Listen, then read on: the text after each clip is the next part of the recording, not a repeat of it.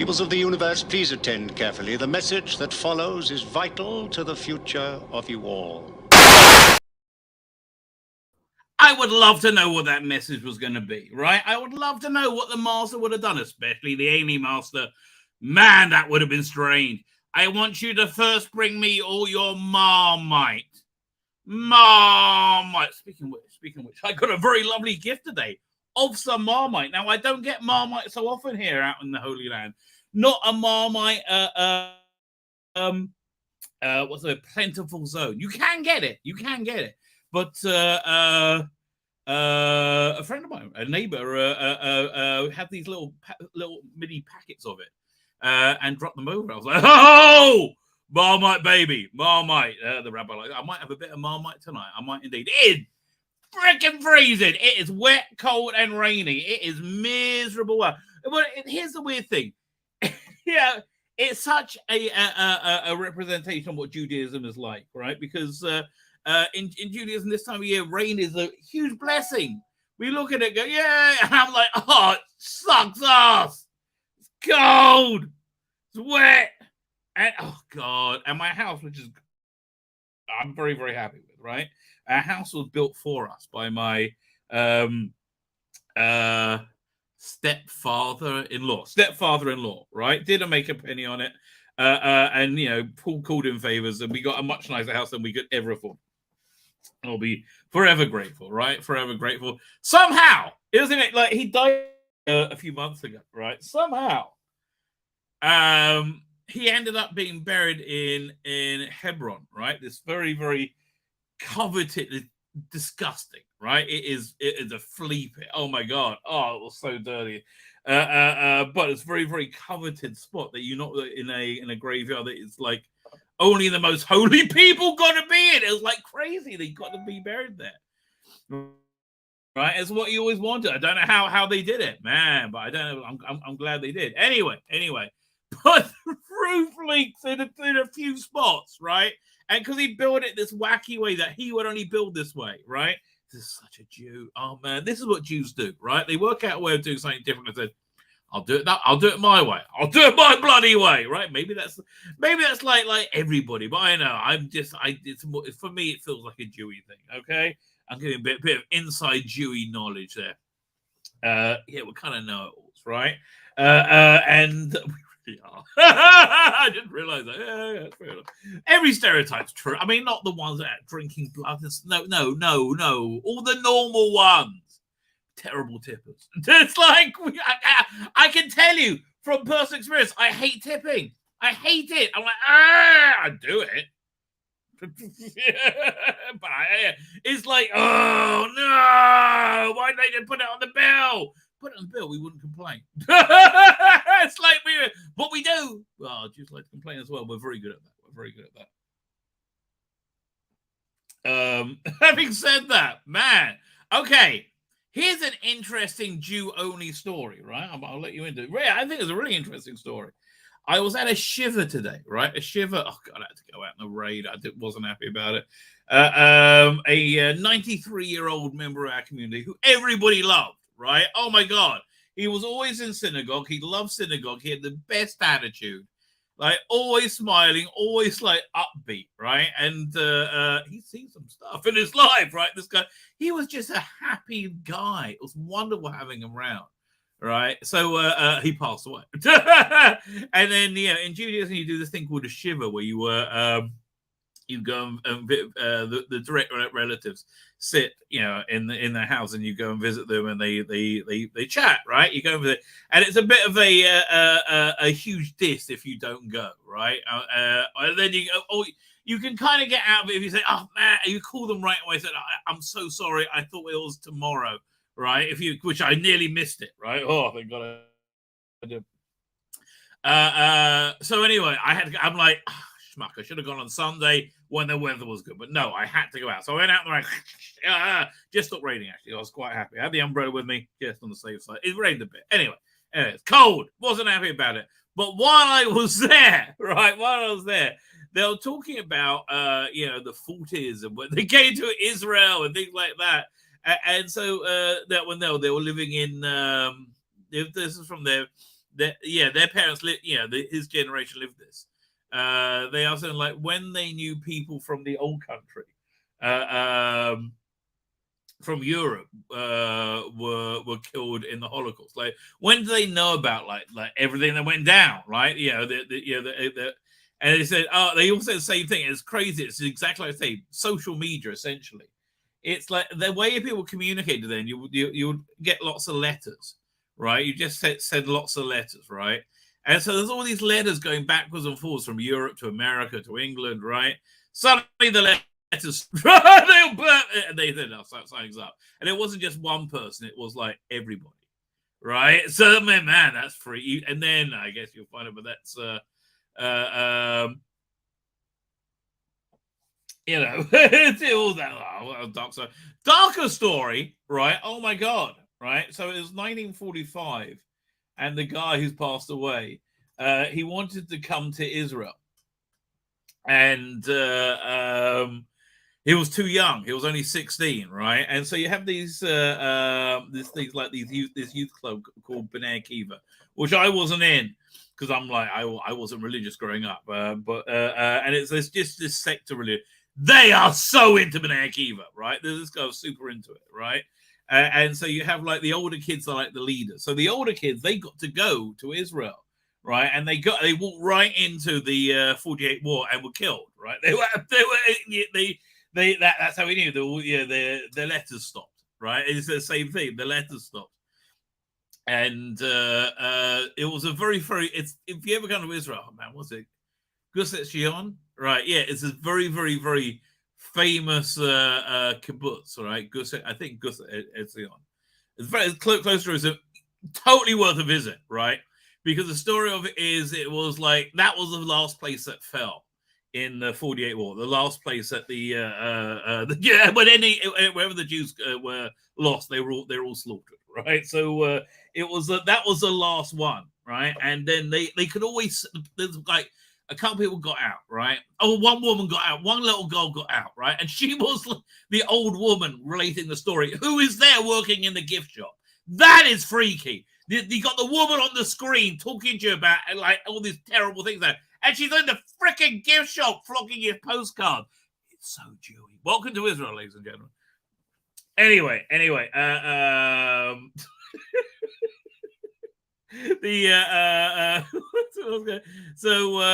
So then it was one of the first things retaken in the 67 war, and it's always been like a very patriotic thing. They got the most wonderful like multimedia presentation there. I'm just telling you about it. It's freaking incredible. Really, that's a recommend, ladies and gentlemen. That's a recommend. Anyway, this is a bit dark. When he arrived in 48, I think just after the war, he was it? No, I think it was 67. Like, no, 48. The Jordanians were talking about giving back the bodies, and it was he went there and he identified the bodies, right, of his madrachim, his they're like a couple of years older than him, his class leaders. It was freaky, man. But this guy, what a great attitude. Like always, like I wish I was upbeat like this guy, wow. Really, really. So I had to go for the shit. I wasn't happy. I was like, no. Added that, my wife's away, right? My wife's away, and that just discombobulates me, right? I just kept on working. I don't have time and space worked out. If I don't have all my bits and pieces there, but it's she had to stay late for this conference call, and there's a friend of hers at work who she stays over sometimes, right? And they don't stay over. She just got divorced. They're going to go out for dinner. I hope they have a nice time. But it's like, and then she doesn't have to get up crack of dawn to schlep it in the morning. And it just works out, well, right? But it's just like, what? I was like, suddenly a major element in my world is slightly different. I was like, well, I don't understand. So that's going on, right? That's going on. What's going on in Nerdom? I mean, apparently DC is about to spill the beans, right? DC, we're about to hear what their plan is. They're starting from scratch. maybe they're going to do Kingdom Come. That seems to be the big rumor. Like, I would love to see them do Kingdom Come. That'll be crazy, right? That'll be absolutely crazy. That's actually quite a good way to start a new universe, right? Because at the end of Kingdom Come, let's say you have to reboot reality and you go back to the when everybody was young, right? And then you could just retell the story, and then.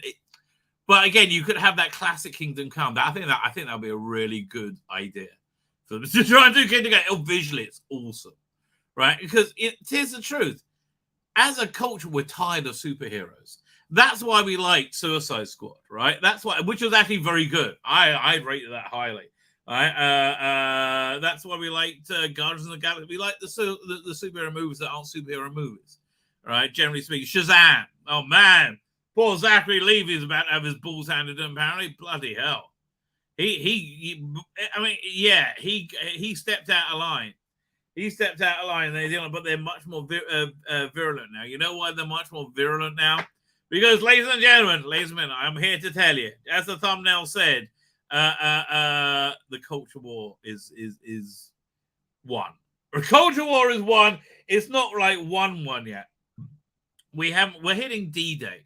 D-Day is going to be November, right? When Doctor Who lands, right? If that lands right, and if that lands what I think is not woke, I think we're going to be in a really good position, right? I think we're going to be really good. Speaking of what I think not woke, I really, really, really liked the Last of Us last night. I was like, wow. That was really impressive, right? I am amazed, right? I am amazed.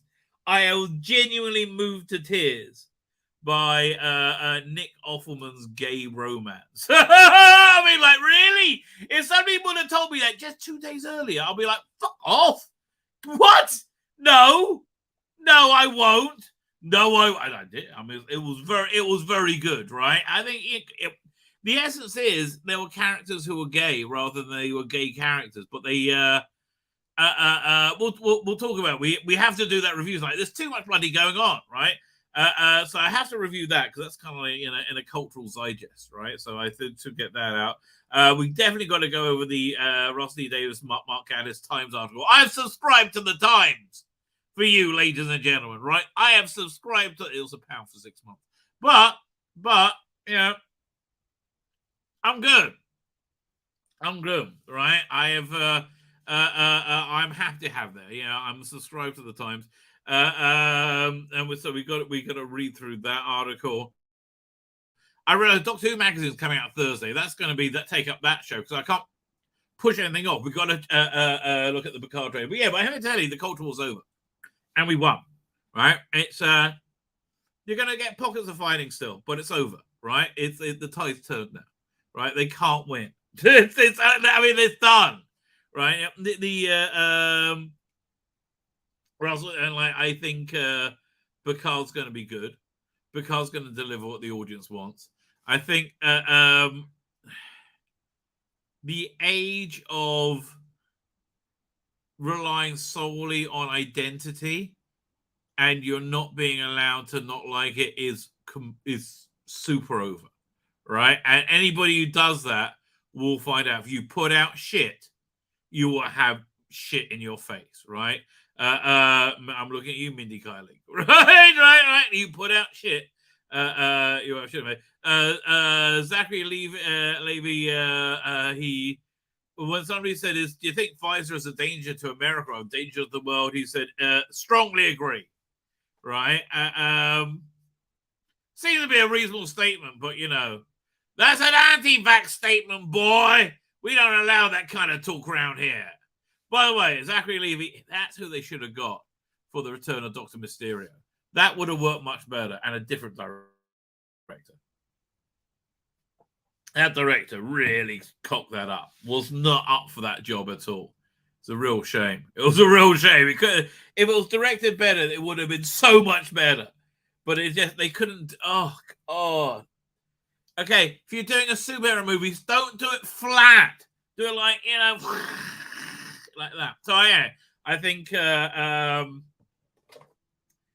I'm not interested in seeing the new, phase 4, phase 5 of MCU, but I don't think it's going to be anything like phase 4. I don't think that. I think that's done. I think Indy, if he was going to be replaced by Phoebe Waller-Bridge, certainly isn't now. Right? That's not happening. That's just simply not happening. They have to keep giving voice service to woke them. But look at the products coming out now. All right, that's basically the issue. The culture war's over. Right? I mean, what's coming out now? It's going to be shite. I don't know. Here, let's have a look at upcoming Star Wars projects. Let's have a look.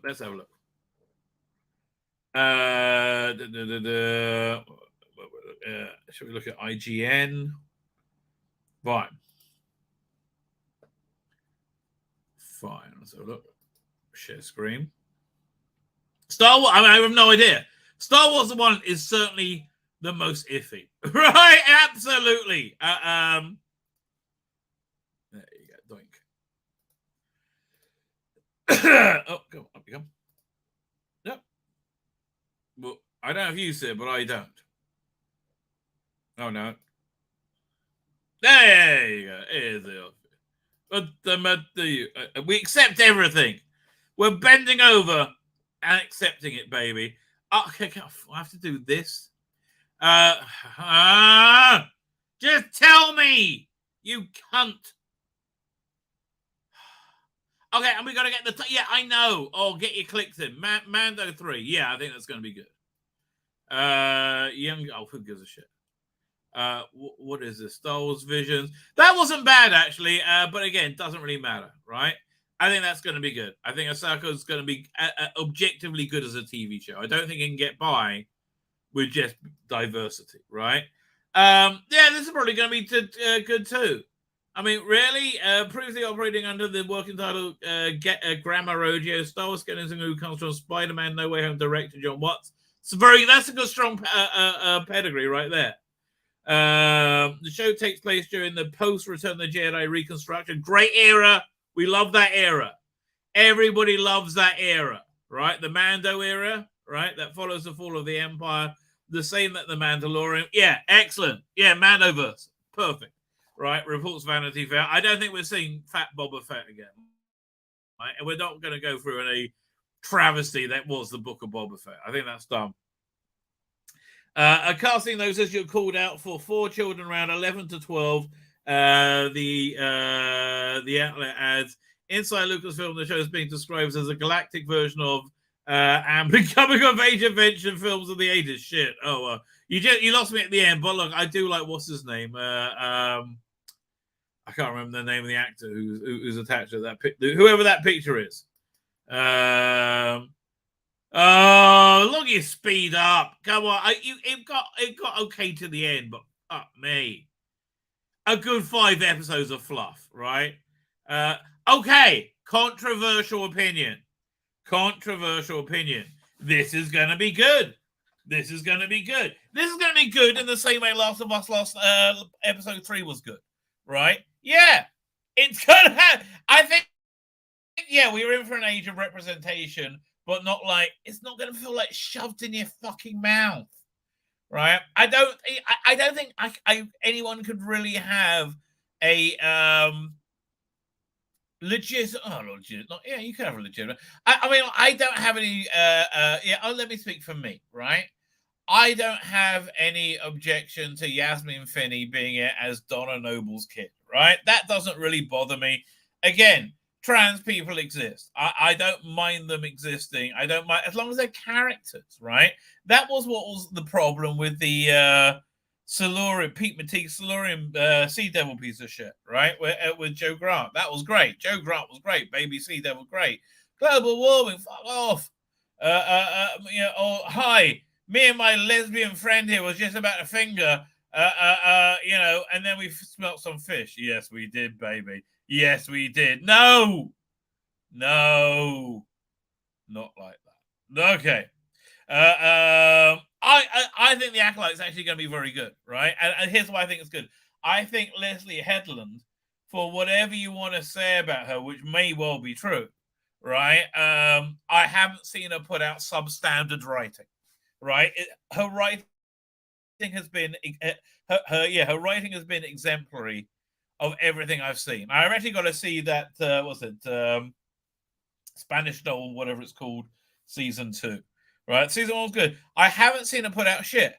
And to her credit, well, she is like representation, lesbian, right? She is also, when she talks about the bloody project, bloody hell, she knows what she's talking about, right? I have good high expectations. Right? Amazingly, I think they think this is going to be good. I think the culture war's over, mate. That's what I'm telling you. I don't think there's going to be a big announcement. I don't think there's going to be a big parade. I just think things are just going to stop being shit. Right? That's what the end of the culture war actually means. Because it was a secret war and nobody could ever admit it happened. But we won it. And it's over. Right? So I think it's going to be good. I doubt this is happening. Lando, I like him, though. I thought he was a unused thing there, right? Fuck off. Yeah, it's not going to happen. Yeah, and this guy has burnt his reputation. Yeah? Did he enjoy Thor, Love and Thunder? Well, fuck you, mate. We ain't seeing you, or whatever it is. Yeah, Love and Thunder. Fuck you, mate. We ain't seeing you again, right? Time Bandits. Yeah, okay, well done. You've lost your celebrity director status, right? Again, we said him as IG 80 whatever in what's it called again in Mandalorian was very good. He probably knows, and he directed an episode of Mando. Which were both very good. So, yeah, I can't take that away. Rogue Squadron, no, they scrapped that. No. Okay, none of this shit's happening, okay? No, it's not. None of this is happening. No, possibly cancelled.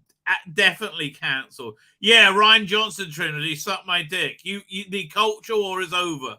He'll make Knives Out movies or whatever, but like, he's done. Oh, Dan and Dave. Yeah. Oh, fuck off. No. None of that shit is happening. Are you actually? So, on the evidence of Star Wars, I think the culture war's over. Let's say upcoming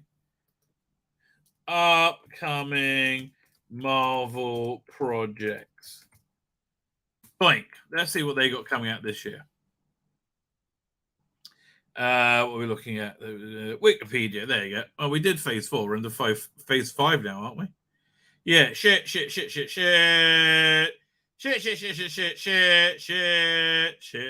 Oh, shit. Phase 4 was shit. Phase 4. Super shit.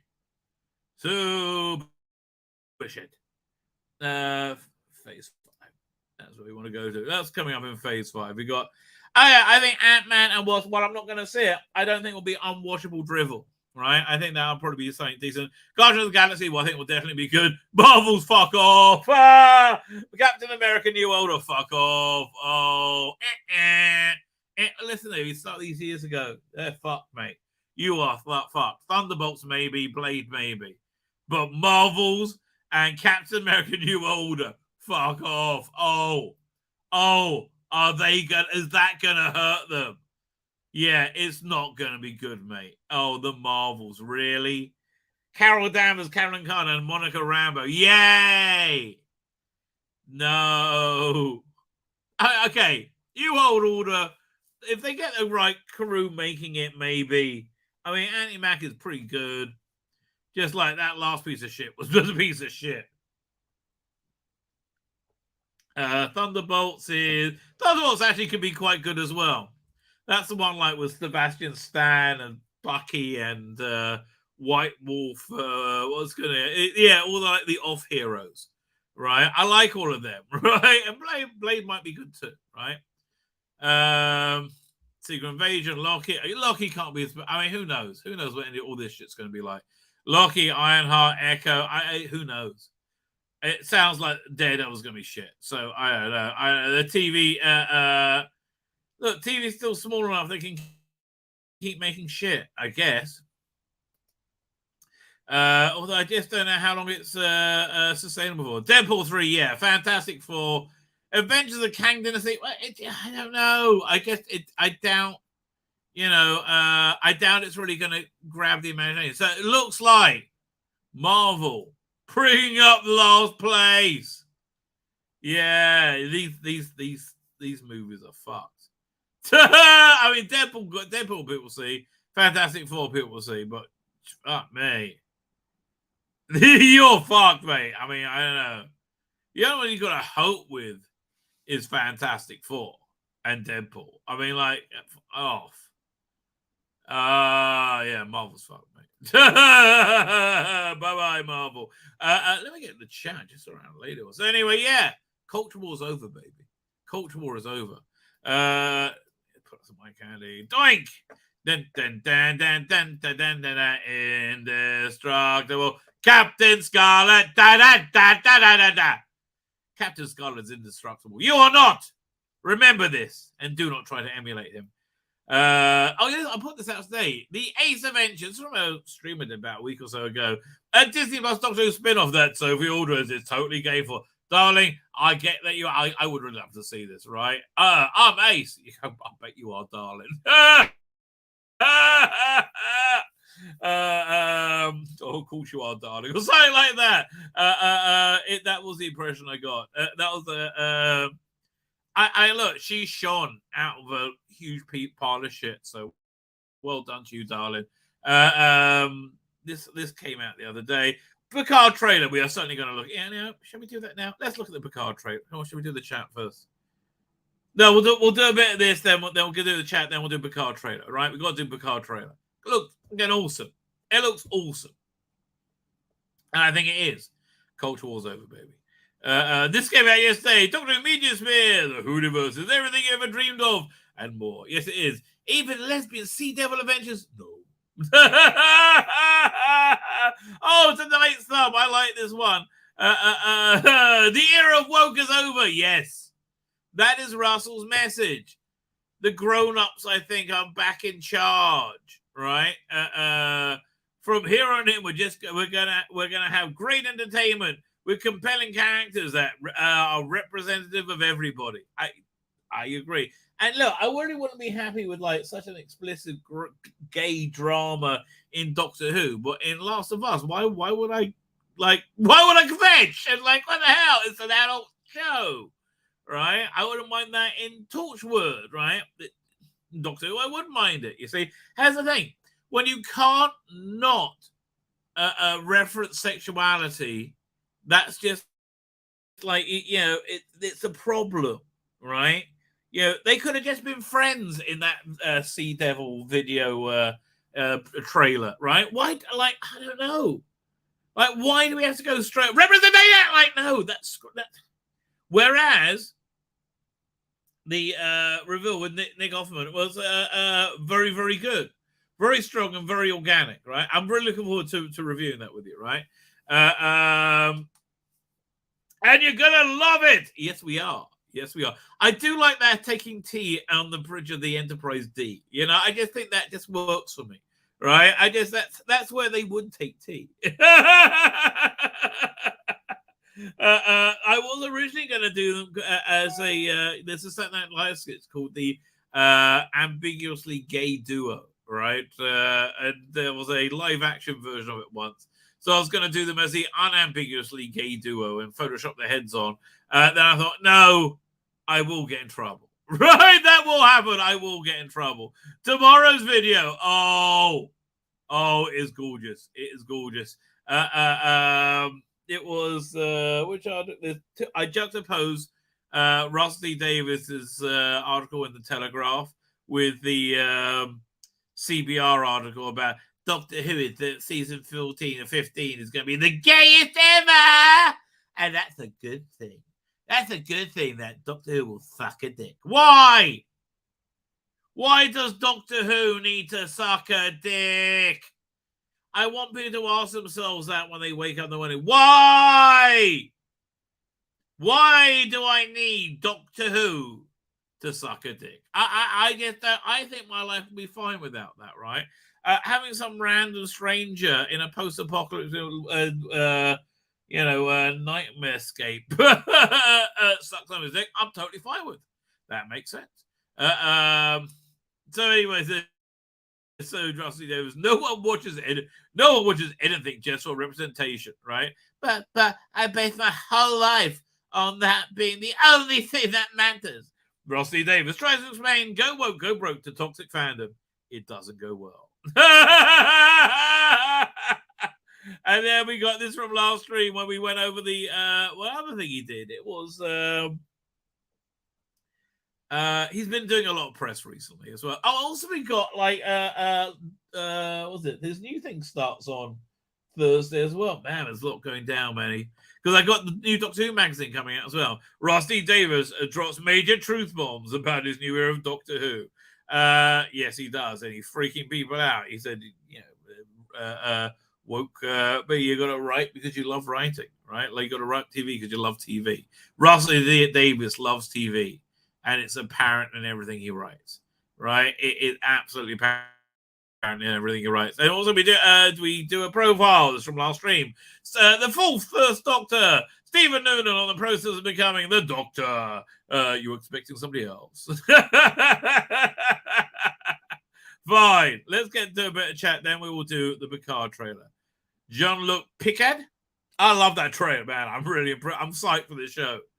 Better not have Captain Kirk suck a dick in it or anything crazy, right? No Captain Kirk sucking dicks. Worried about a Strange New World, so too many chicks. Got to get rid of Lieutenant Lesbian Latinx.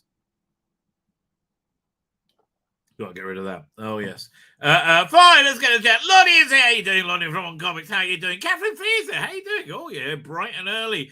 Did you see there's a new Paternoster? I saw because your lovely avatar is Madame Bassa. There's a new Paternoster Gang series they're putting out. I'm tempted. I'm actually tempted with the 8th of March this year. Man, they're putting out 2 really interesting, good stories. I'm really interested in it. I like they're doing a good job. If you make me interested in the 8th of March, which is Women's Day release, which is normally like men are bad. Nah, women are better, but that's sex. No. Okay. So Rangers here, Icky Thump. Yes, why have everyone turned against me when I broke the glass ceiling? Yeah, you broke it, but it wasn't the ceiling. It was a glass bottom boat, baby. It's a glass bottom boat. You're thinking, honey. You're thinking. At least Millie has a northern accent. Everyone can still take the proverbial. Well, it's. But I wouldn't do it with. I wouldn't take the piss out of Millie because other than lovingly. Because like when I take the piss out of Jodie, it was my sheer hatred of a portrayal of Doctor Who, absolute sheer hatred. Hey, we went to Darren. How are you doing, Darren? Thank you for joining us. Philip Bogart is here. How are you doing, Philip Bogart? Digby Strawbridge. Afternoon, Governor. Afternoon, lovely people in the chat. He says, I echo those words. Indeed. We sat around my dad's coffin, got drunk, told stories about it. You see, that makes much more sense, right? This goes on for a week. It's a nightmare. It's a nightmare. Dr. Dave is here. How you doing, Dr. Dave? Thank you for joining us. Who else we got? Whizzing through it, baby. Because we got too much things to get to. Matthew, and I got to get to them, right? I can't push anything off right now. Matthew J is here. Doing Matthew J. Who else we got? I'm done with Star Wars as it was, and it was my favorite. I hear it. Look, we're not going to get great Star Wars again. I mean, they need to make the decision to make great Star Wars, right? The only way you can make great Star Wars is to get a great filmmaker. I still say Christopher Nolan doing the life and death of Luke Skywalker, right? Absolutely perfect Star Wars, right? Jude Laws, Lonnie, thank you. You're absolutely correct. Yeah, do the life and death of Luke Skywalker. I think that would be such a great idea. I want to hear his story. We all want to hear his story, right? you know, and you can recreate parts from the original trilogy in them. It's we want to undo the sequels. You know, a great filmmaker, right? That's what we need, a great filmmaker doing it. Where are we up to? But yeah, they have to make the decision to do it, right? You have your doubts. Listen, controversial opinion is the Acolyte, right? I think the Acolyte's going to be good. All right, I genuinely speaking, I think she's going to be. I think there's actually going to make it good. I'd like it even better after it just came out and canonized the time and decanonized the time of child nonsense. I believe he's going to. Take it easy, baby. I think he's actually going to. Right. I think he's going to be quite brutal. I think you're going to be surprised how brutal he's going to be. It'll be more like the Wasp and Yellow Jacket making Ant-Man look like an idiot. Maybe, but like, I think the ship's turning around. I really do. I think the change of direction in DC is. I'm excited to hear what James Gunn has to say. Right, I'm definitely here. Do we have any? Let me have a look on Twitter. So there's any DC. Anything. DC movie news live. Let's see if there's any new updates.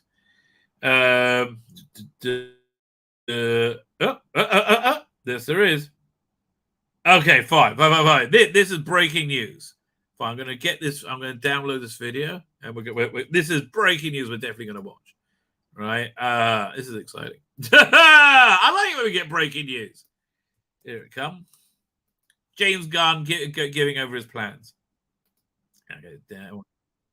Wait a minute, James Gunn. We know who you are. I like your work, son. I think I like the cut of your jib. Let me tell you. Downloading 30 seconds ago. It says very good. Yeah, we are definitely going to watch. Fine. There's anybody else in the chat? Who am I behind? I like Hancock. That was kind of a good movie. Colin Archer is here. Oh wait, was somebody just about to say something? Yeah, no, we're talking about I don't think anything in Phase barely alive interested. No, they got to win people back over. Captain Scott. Oh yeah. I would like that. Yes, please keep reminding me. I would really love to go on that. And I will start actually doing a rewatch of it. Right? I like a bit of Captain Scarlet. Dun dun dun dun dun dun dun. DC is here doing DC. Thank you. Thank you for joining us. Fine. Oh, that thing's still downloading. Fine. We the first thing we're going to do is get to the breaking news of James Gunn's. He's going over a few of his plans for the DCEU, right? And we're going to listen to live. You're going to get a live reaction on it. Again, honestly, I haven't seen anything he's done. I haven't liked. I like Suicide Squad. I like Peacemaker. I like Guardians of the Galaxy. I like the Guardians of the Galaxy Christmas special. I like all of them, right? I like everything he's done, right? So I like I like he's got a very inventive mind, and he's got a clear vision, right? He's got a fun vision, right? And that's actually true. He's got a very fun vision. So let's see what he's got to say for himself. Here we go. James Gunn. I'm the co-CEO of DC Studios. Yeah, we know, mate. We know. So as many of you know, DC has been disconnected in film and television for a long time. And it's one of... ever. It's like it's constantly. It's never been connected, right? Ever. Kevin Cecine is here. How you doing? You know, our jobs, mine and Peter's, is to come in and make sure the DCU is connected in film, television, gaming, and animation. That the characters are consistent, played by the same actors, and it works within one story. And if something is outside of that, like Matt Reeves' Batman or Todd Phillips' Joker or Teen Titans Go, that it is clearly labeled as DC Elseworlds, outside of the main... That's good. I love it. Good. Yes. That's really a good first step. Mainstream DCU continuity. Now, Peter and I have gotten pretty lucky in terms of the 4 projects that are coming out over the next year. First, we have Shazam! Fury of the Gods. Shazam has always been off kind of in his own part of the DCU, so he connects very well. That moves directly into The Flash, a fantastic... Wait a second. So, rumor is by Grace Randolph, I believe, that he is being canned from Shazam over his support, over his negativity towards Pfizer, which I just think is the most insane thing ever. Now, I have no confirmation of this whatsoever, but I don't know. Let's see what he's got to say about the Flash. I mean, like, okay, so you have Shazam, it goes into the Flash. Do they connect? Okay. Movie that I really love that resets the entire DC universe. And then to move into Blue Beetle, a fantastic film about a kid who's a marvelous part of the DCU, and then into Aquaman 2, which leads directly into our next few projects, which I'm going to tell you about now. So, yeah, okay, this is it. Then you fine. Peter and I, along with a group of very talented writers, have started to map out an 8 to 10 year plan of what DC Studios will be in film, television, and gaming. This first chapter is called Gods and Monsters. Now, this, when I okay, so that's something that I really liked about Zack Snyder's. It doesn't sound like he's going to do Zack Snyder's, but that's what I really liked about the Snyder cut of the Justice League.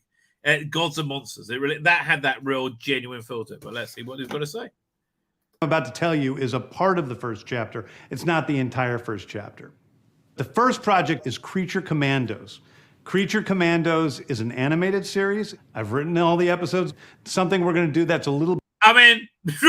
Yes, I'm in. bit different at DC is we're going to have characters move into animation, out of animation, usually having the same actor play their voice as who plays them in live action. The next project up is Waller. This is a story of Amanda Waller, Interesting choice. played by Viola Davis.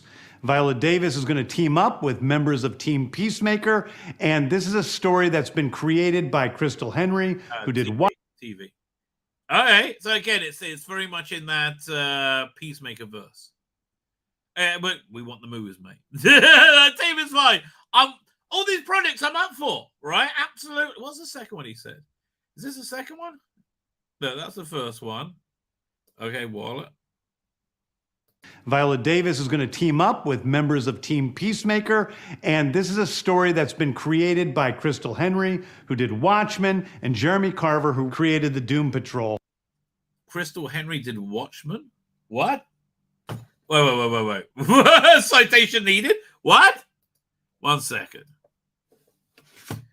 Crystal Henry Watchmen? What?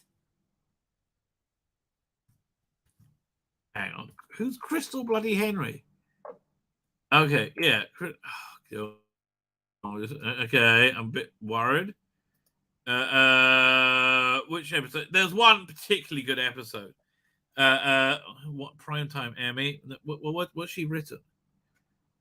She wrote an episode, one episode of Watchmen. Which episode did she write? Oh, come on! Tell me the. No, I have to go. I'm clicking. No, I don't want to contact information. I want to. Okay. If I click on one episode, which episode was it? Is it episode 8, maybe? I don't know. Episode 8 was director. Okay, was not episode 8. Fine. Let's try another episode then. Do I have to go through each of them? This is outrageous. If I click all episodes, will it tell me the no? It don't. This is so annoying. All right. I'm looking at the later ones because they were normally better. No.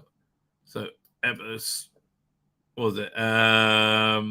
What is the one before that was This Extraordinary Being. I hope it's not this one because this was kind of shit. No. Oh, thank God. Oh, no, that was frightening. The Little Fear of Lightning. David, that was a fantastic episode. Little Fear of Lightning. That was so organically Watchmen. It's such a shame they weren't more like that. So it looks like she just. Oh, which one is it? Oh, Crystal Henry. She did episode 4. Doesn't really matter. I mean, like, this was just standard TV. Yeah, who gives a crap? Watchmen, please don't sully her name. It is don't sully Watchmen's name with her. a fantastic story that's out of this world, and I can't wait for people to see it. Okay, next up is the big one, the true beginning of the DCU. Yes, we want to hit. Whoa! This is called Superman Legacy. This is being written by me. I'm in the middle of it. I'm having a great time doing it. And Superman will be released into theaters July 11th, 2025. Okay, the next thing is a big premiere. Well, what do you mean? Tell us a bit more. What? What is that? Brown Hulk, says Colin Archer. HBO television series called Lanterns. This is a story of a couple of Green Lanterns, John Stewart and Hal Jordan. Oh, this is huge. Okay. And we have a few other lanterns peppered in there, but this is really a terrestrial-based TV show, which is almost like True Detective with a couple of Green Lanterns who are space cops. So it kind of sounds like it's going to be Powers, but not the TV show. Watching over Precinct Earth. In it, they discover a terrifying mystery that ties into our larger story of the DCU. Next is a big movie called The Authority. Oh! Get out of the fucking that! Really? The Authority is fantastic. Oh my god! Is this guy? Which volume? What's the name? Who did the first volume? It's Brian Hitch was the art. Did the art? I'm thinking no. This what's his? Mark Miller did the second volume. Oh, Warren Ellis. Man, he's gonna be making some money. The Authority is a passion project of mine. It's based on the marvelous Wildstorm characters we are now bringing into the DCU and will interact with all of our primary DCU characters. See, this is so much smarter than trying to bring Watchmen into the DCU. This works. Jenny Sparks, oh man, it's such a this was early 2000s, and it was like had the kinetic energy of 90s comics, but with that slick, that very, very slick early 2000s gleam to it. It was the first time. This was really the first time artists had were able to get hands on like technology.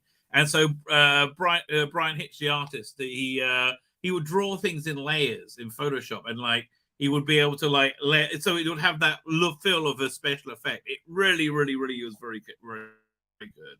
Oh, this is going to be awesome. Okay, we need more about your Superman Legacy movie. Although, like, let's hear The Authority are a group of superheroes who think the world is broken and they want to fix it by any means necessary. I think it's a very different look at superheroes. We're doing a television series called Paradise Lost. Paradise Lost is the story of Paradise Island, usually known as Themyscira, which is the birthplace of Wonder Woman. It's almost like Game of Thrones with Westeros. I was just going to say, it's just Game of Thrones rip-off. Yeah, okay, fine.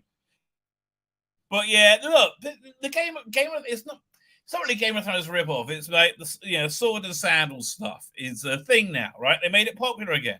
So, okay, this is actually quite a good idea. But with all of the inhabitants of Paradise Island. The introduction of the DCU's Batman is The Brave and the Bold. The Brave and the Bold is the story of Batman and his... Great title. Brave and the Bold? That is a great title. Who's going to be their Batman, though? Right? Great. It's such a good, strong callback to great Batman. Right? That's really exciting. That's really exciting. I'm so up for. So far, he hasn't laid the duck. His actual son, Damian Wayne. This is based on Grant Morrison's great comic book run. Oh my God, this was awesome.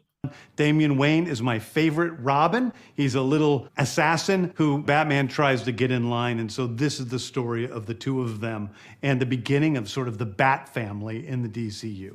That's gonna be really good. Booster Gold, yo! Really? There's not.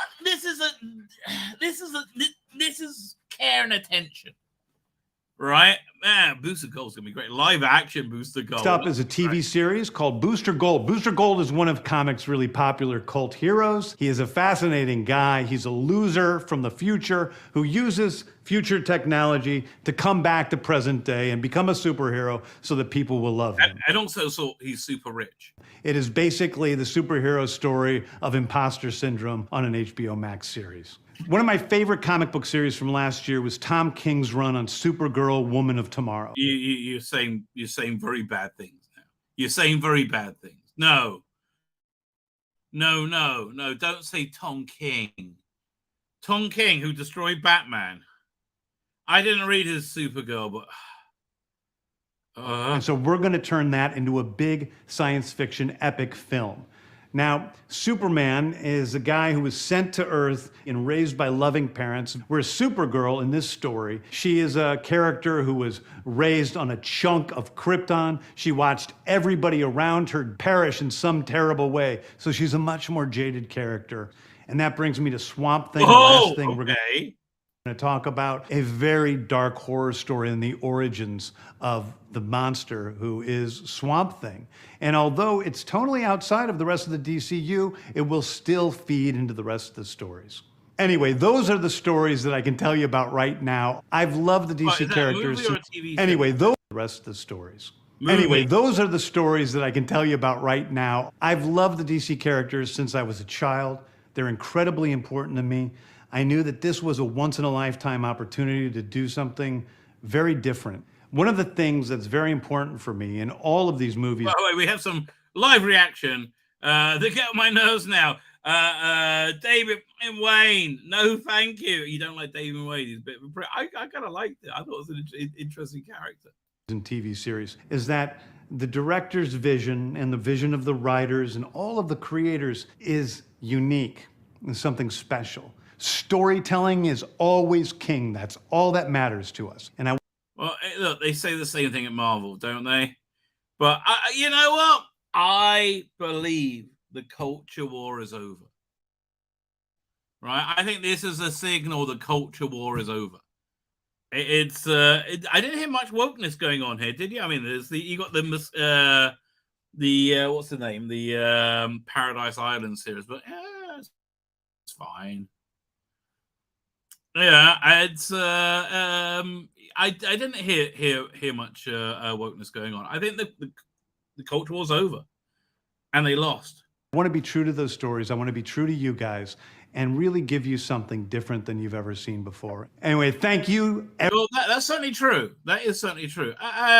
Everybody, I appreciate you watching. I hope this was exciting for you because it's really exciting for me. And I can't wait to start to dive into these stories with you guys on this grand adventure. Thank you so much.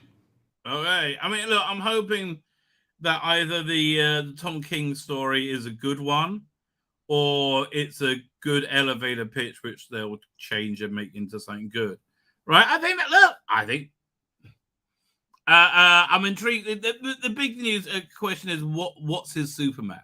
That for me is central to everything. It sounds like a complete reboot, right? But like, tell me more about the Superman. There really wasn't enough about it. And that's so central to the DCEU, right? That is the center of it. Knowing, I guess, there's going to be a new one. They said that the Flash is going to reset everything. Blue Beetle. I will see that on HBO Max, I guess.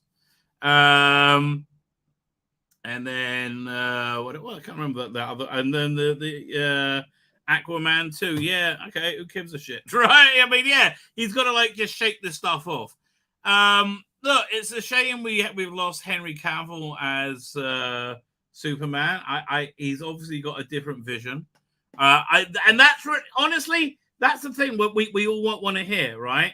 Yeah, Adam Warlock agrees. It sounded good until you heard Damian Wayne. I didn't know everybody hated him, right? It got worse when I heard talking. Yes, I hear. I do. I agree with you. Think about the same region of I've heard of to never heard of. Don't care as Marvel for me. Well, listen, this is their. It's not. This is their starting point, right? This is their now. Okay, they're now up to the point where they can either if you put something out that looks interesting enough, people will watch it. The slate they got is, I love they're making Swamp Thing as a movie, right? I mean, but it could be shit. Every other version's been reasonably shit. I hope it's not this time, right? They certainly got the visuals right in that last TV show. Again, it's all depending on what that Superman is. I like the idea of the Batman movie. That sounds interesting. I like it's not another origin story, but Batman in the middle of being Batman. I'm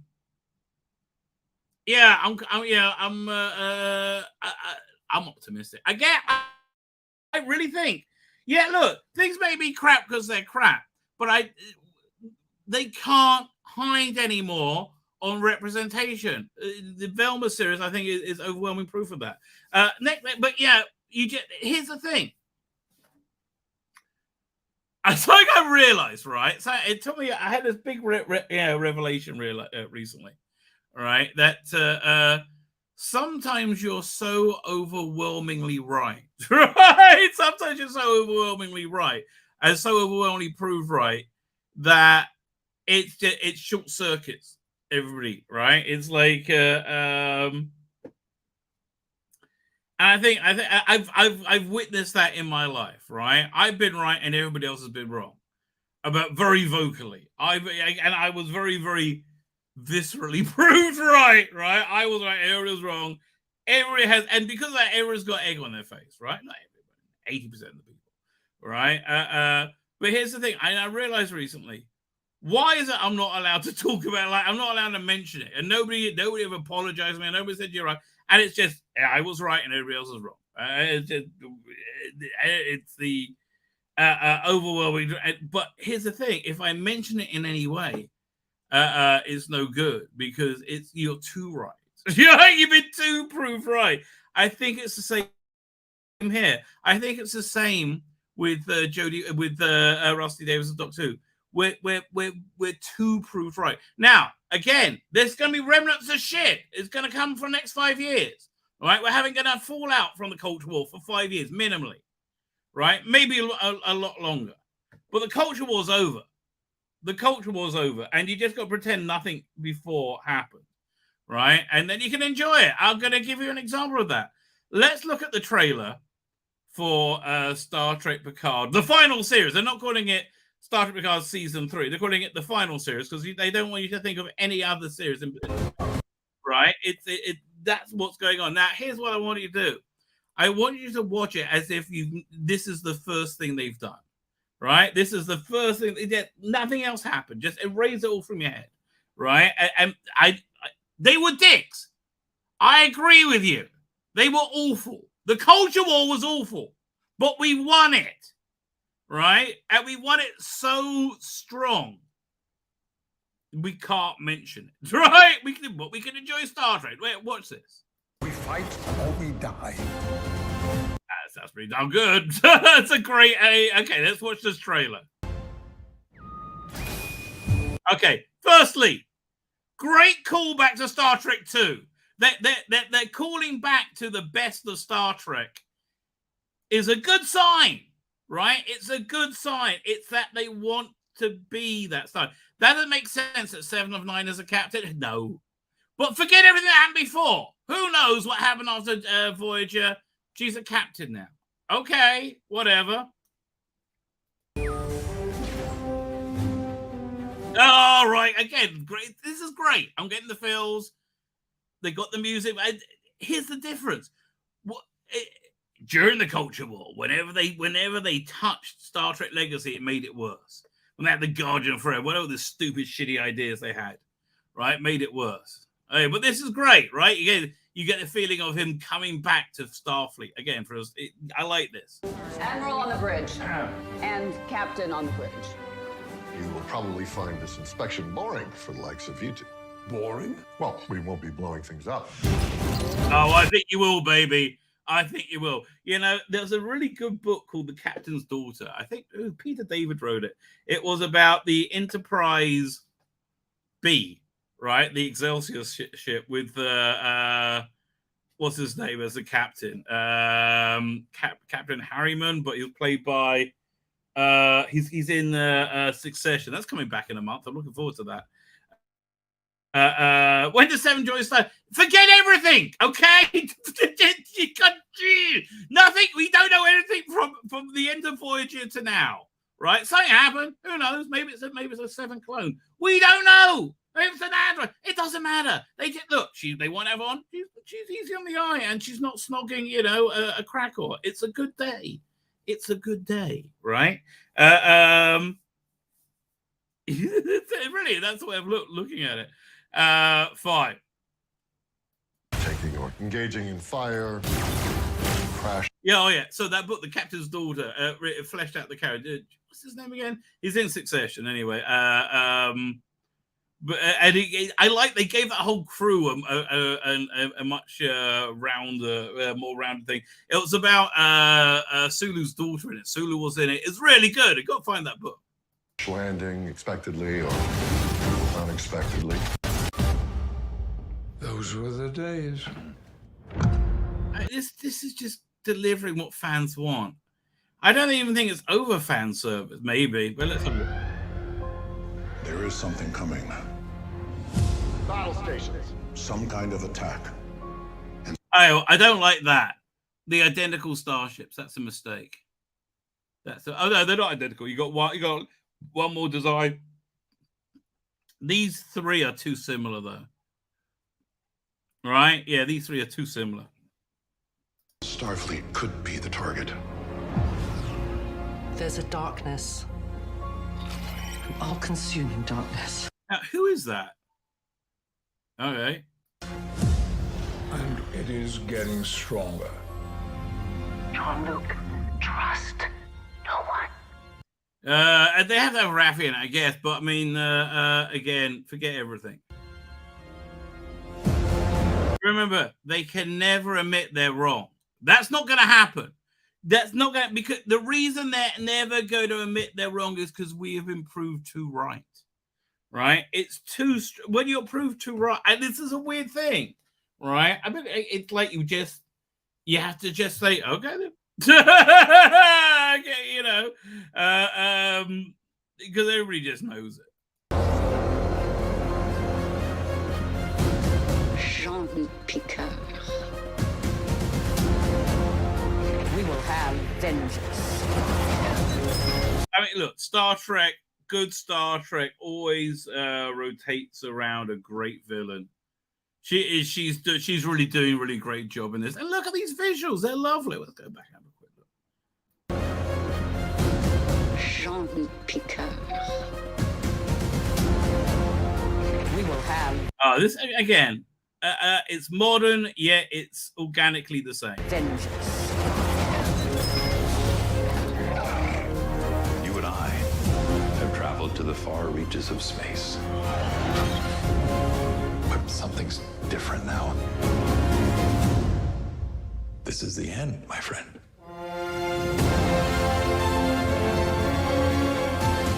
Again, they're hitting every note. What? Look at that! Look at that space dock. Oh man! If that space dock doesn't give you ting, I know it's manipulative, but they give me what I want for once. They're not telling me I'm a cunt because I'm white. Okay? They seem to be like trying to do Star Trek. I think we got the message. I think we got the message over. Geordie. Yeah. This is what everyone's always wanted. Such pathetic old warriors. I, too, was once irrational, violent. I love a bit of Wolf action, don't you? I wonder what's it once O2A. I wonder what ship that is. Got a bit of barrel damage. I like that. Is anybody you know still the person you knew? So he looks like he's on his side somehow. That guy. Maybe it's related to him somehow. This is life or death. It's always life or death, Jean-Luc. When has it not been? With each ticking moment, I will take another piece of you. This is again, like the personal revenge action, the huge space opera, the close family bond. This is Star Trek, man. This is what I don't think we're supposed to know who that villain is. You know, I mean, look, the only time they had a real a callback villain was Khan, wasn't it? What other villains have there been? No, they've all been new. The Bull, but Bull Queen was new. Duress sisters were old, but who gives a shit? I mean, you know, like them. They weren't really the villain. That movie was a bit of a mess as it was. You had who was a villain in 6? Was there? No, it wasn't really a villain in 6, was there?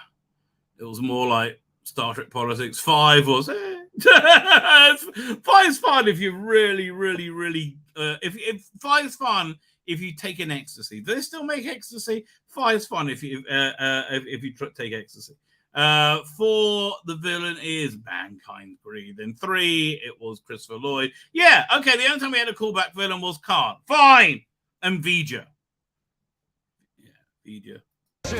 Decker unit. Survival.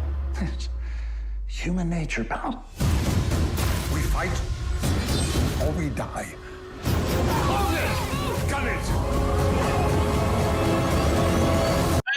I'm seeing Captain Picard on his final mission on the bridge of a starship with listen, is it a bait and switch? I don't know. Madame Pam looks like Burgess Meredith. She does, doesn't she? Yes, she does. All right, listen. I don't mind a weird looking villain. Oh yeah, the villain in they also had what's his name as a villain? Tom Hardy. That was not a good movie, right? I think this I don't know if it's going to succeed. It's trying, right? Maybe this time will be good. Maybe. I need you, all of you. Oh, come, Captain! Yes. Always. Engage. Oh, yes. See, the final season. There's no other season. Forget every other piece of shit. The final season, we're trying to sell Paramount. We're rebranding and merging. Okay, just go with it. Okay, forget everything else that happened. Okay. Here's what you want to do. Paramount. Listen to me, mate. Listen to me. Okay, you do listen to what DC are doing, right? Make an Elseworlds for Star Trek and put the shit in it. Oh yeah, put Discovery in it. We'll probably get another season of Discovery after this one. Like, why wouldn't we? There's gonna be fallout from the culture war for years, but the culture war is over, and we won. Right? Why are they freaking out on Twitter? Because the culture war is over, and we have won. Right? I think The Last of Us is actually another example of that. This might be shit. I might be wrong, but man,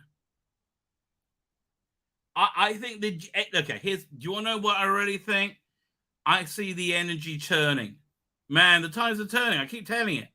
Like politically, on my personal level, like I've yeah, a bunch of stuff. Things are changing, right? The times they are changing, and there's not gonna be. Don't expect a big ticker tape, parade. Maybe. It's. I think they could bring it back, right? I think they could bring it back, and I think again we are still gonna have the final because everything else was unwatchable shite. No one watched season. Exactly. Yeah. Okay. I understand. You just gotta forget it, man. You've been proved too right. That's what it is. You have been proved too right. It's sometimes you're just proved so insanely right that you can't mention it again. If you don't want to go back, I get it. It was a night. Look, War is hell, mate. It's been 5 years of fucking hell. And it really has. Okay, you know, let's, joking aside, it's been fucking miserable.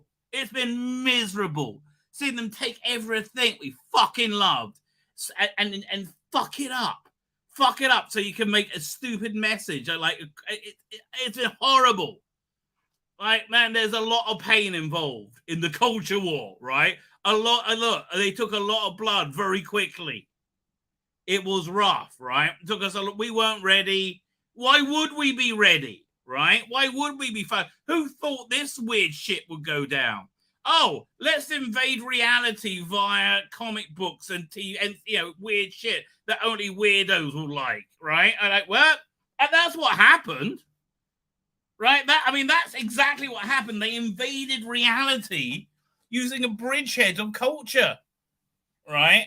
And look, the battle's outside it now, but man, they fucked up so much. The battle's over. It's over, right? It's over. Now, that's not to say, you know, humanity, the Western world may end up enslaved to the World Economic Forum for our good, obviously. But they know they got to keep us entertained at the very least. The culture war's over, mate. I'm sorry, it's over. Doctor Who proves that. This proves that. You know, it's Top Gun proves it. It's not viable anymore. Everything's falling apart. Everything is coming apart at the seams, right? I understand you wouldn't want to go back. I do understand. It's been they've really, really, really burnt everything down, right? They sorted, but I don't think they tried to sort the earth, but I don't know. I don't know. It's but man, times are turning. This is like new spring, baby. I mean, listen, look how weird it is that the media's turned on Biden all of a sudden, right? It's as if they got a memo, right? The times they are turning. And look, I'm a religious fanatic. I am completely, acknowledge that, right? I think we're bottoming out on this intense evil in the world, and the culture war was a significant front on that, right? I think this force of evil, whatever you want to call it, this week we call it the Satan, right? Was given ultimate power over the world, and you see it dying. You see its grip on everything being slipping out of its fingers because it's weak. That's what I think I see anyway, right? That's what I think I see. And it's a victory, right? I think you got to acknowledge this is a victory, and everything that does happen from Tzvi Lebetkin's lips to the deity who choices is. I agree. Listen, maybe I'm wrong, but I think we got reason to be optimistic, man. I mean, that trailer doesn't make me optimistic. I don't know what does. Will, are you enjoying this? Of course not. Are you? All right, I'm on board, right? I'm on board. It's like I'm just enthused over two things in a row, right? I think the DCU slate sounds good. I think this is good. So let's look at something that actually was good. Don't watch all of season 2 of Picard. Forget it all, right? Forget it all. Partners, I just watched all of season 2 of Picard all day after buying a box set for £5. I can only say I think my brain's met. Of course it has. First episode was good. Everything else was shit. I mean, second episode you still had hope, but it was basically shit, right? It was not good. Fine. Let's where is this? Let's talk about the talk of the town. We've got two more things we have to talk about. So let's start it. Fine, one second. We'll go over here. That goes doink. Doink. Here we go. Fine. Let us talk about The Last of Us, right? Was this Here's the thing. I don't think this should be a very special episode of Last of Us. It was a nice, interesting, romantic story, right? It was a sweet romantic story. Unexpectedly, out of nowhere, right? You didn't expect it to be a tearjerker romantic, but I didn't expect that when I saw Titanic either, quite frankly. Right. But the way they developed it and the way they developed the central relationship in this is very, very genuine, right? The affection that Nick Offerman's character had with whoever the other guy was very genuine, right? There was a very genuine couple. It gets into suicide, which I am very, very against, but I think in the face of, a planetary apocalypse, all bets are off, right? All bets are off. Okay. So it starts off, we have the titles. I do like the titles. It makes you kind of creep. You think of fungus. Ooh, don't like fungus. No. So it starts off, okay, yeah. So what's his name? Is been killed. His girl. You don't know how long it's been his girlfriend, but you do find out this episode. Anatol from Fringe has been killed. So they make monuments, I guess, like that. It says 10 miles west of Boston, right? And she is the worst part of the show, which is a real problem because she's an integral part of the show. But she is the weakest link in this show, right? I don't like her Ellie, right? The other Ellie, the Ellie in the game was sweet, and you cared about her. This Ellie's a bit cunty, right? So he's grieving over his girlfriend, wife lost, and not speaking, right? And he's just like, don't say sorry, right? Don't talk about it. Don't say sorry. And he's like, I wasn't going to say sorry. I'm saying it wasn't my fault. Right? Yeah, it wasn't my fault. It's just weakest part. So then we get some traditional zombie show walking in forest. He stashed his backup gear in this place. I guess this is what I guess they're gonna have spots like in the game where we can refill. She goes exploring and finds a cellar. You're like, don't go in the cellar. No. And he's like, everything's been picked over. You won't find anything. So she goes, and she finds Tampax. He's like, yay, I found Tampax. And then she hears, and of course there's a zombie there, but it's caught in a cave in and can't get out. And so she's kind of fascinated with it. He's found his gear. And she has this really weird scene where she cuts its head open and looks at the fungus in it before she kills it, right? Then she comes up and said, "Yep, let's go." And they do more walking. They see a crashed plane. And again, you get a nice insight into the world. She's like, "Oh man, planes were so cool. Have you ever been on one?" She's like, "Yeah." He's like, "Yeah, man." He's like, "It's cool that you flew."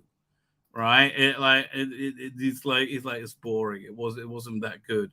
Anyway, so then we get into the meat of the show. And all she talks about what happened when the zombies took over.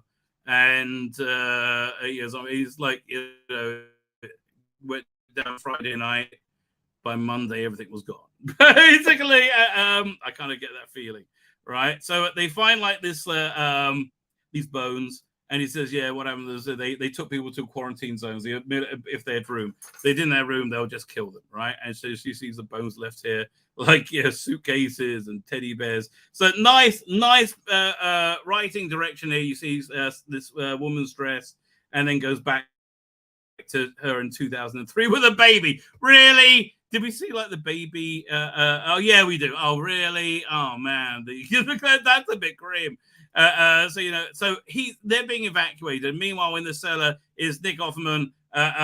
He's a survivalist. He sees everybody going. Off they go. Mandatory evacuation notice, right?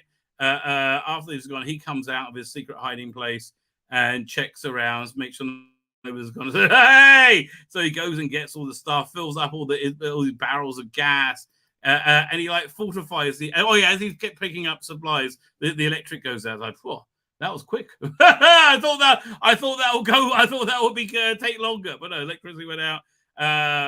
And he just goes around looting all the supplies he needs, and he gets a generator, and he fences off his little area of life. And he has puts traps up everywhere, grows his vegetables. He's got this meat there, and he's like, "Yeah, look, he's eating steak, right? He's doing very, very well, right?" And then if any zombie comes up, they get caught in one of his traps. He goes, boom, blows his head off, and he was never gets old, right? So this is 4 years later, right? And he's been left alone. He set up this thing. Nobody can get in there. Then he hears somebody falls into something's falling into traffic. Figures the zombie goes out, and we see the point of the episode. This guy said, "Look, I'm not infected. Right?" And so he gives him a ladder, lets him out, and he's got like the thing to check he's not infected. He says, "Okay, you want to go to Boston? It's that direction. You can get it's like a day's walk." And he's like, "Look, do you have anything to eat? I haven't eaten in 4 days."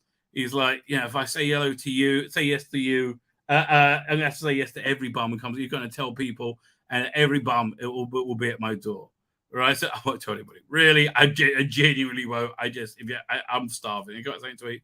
So fine, he lets him in. He lets him have the shower. So this first time in 4 years, probably, he's had a hot shower. He's like, "Oh, so good. Can I go next in 5 minutes?" And he's like sitting to eat, and he's looking around like, "This is insane. This is crazy." And he brings out the food, and he does this thing when he puts the food. He must be those kind of gourmet. He puts food down, and he turns the plate so it's in the right direction, right, for the dish. And he sits and he eats it. And apparently, it's rabbit. I've never had rabbit. I have to tell you, one of the things I never had before I became religious, a black pudding. I wish I had black pudding. Right, I've never had black pudding. So it's like, oh my god, it's insane. I like the way he pours the wine as well, like very like he knows what he's doing, right? He absolutely, he's like, this is like, the right wine to go with rabbit, and it's incredible. So he goes and he sees he's got this piano. He asks if he can play it, right? And he plays a song for his mother, and it's like too much. He can't. Yeah, he can't. He has a bit of a breakdown. Black pudding, disgusting, says TARDIS Time. I would like to just try it. Right? I tried everything I could, but so he's like, "Look, I play as well." So he has this song about this girl that he loves, and it says, "Who was this girl?" He loves. Says there was never a girl. He says, and they realize, yes, it was gay. It was their gay romance. It seems very organic, right? It seems lots of kissing this episode, but it seems very. I mean, is Nick Offerman gay? Because boy, does he bring it in this episode, right? It doesn't seem like forced at all. It seems genuine. If the stuff that I know that is real, the stuff I've experienced, the long term relationship, that was very well observed. So this is probably equally. So then they go to have sex, and he's like comes in. And he says, then there's a lot of body on body action. Yeah, it's a very gay story. Says, listen, I'm not a whore. If we're going to do this, I'm going to stay for a few more days, right? Basically, that's the plan.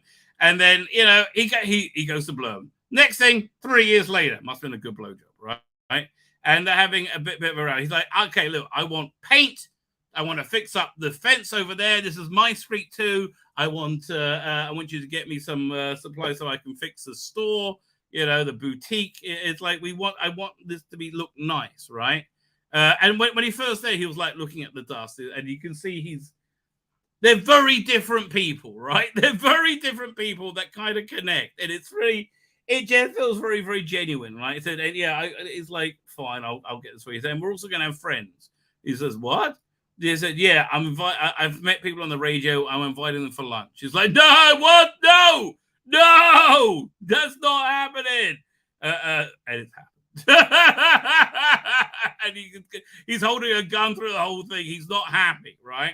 And it's younger Pascal, and Anatole, right? Anatole's in it there. I'm glad we see them in flashback, right?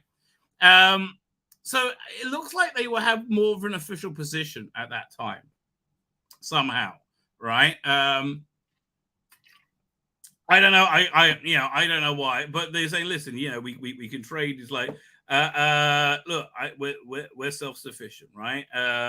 And you can basically he's like, look, he can tell he's not happy. He says, but get the cut and cut out of your face. He says, listen, we don't need anything. Look.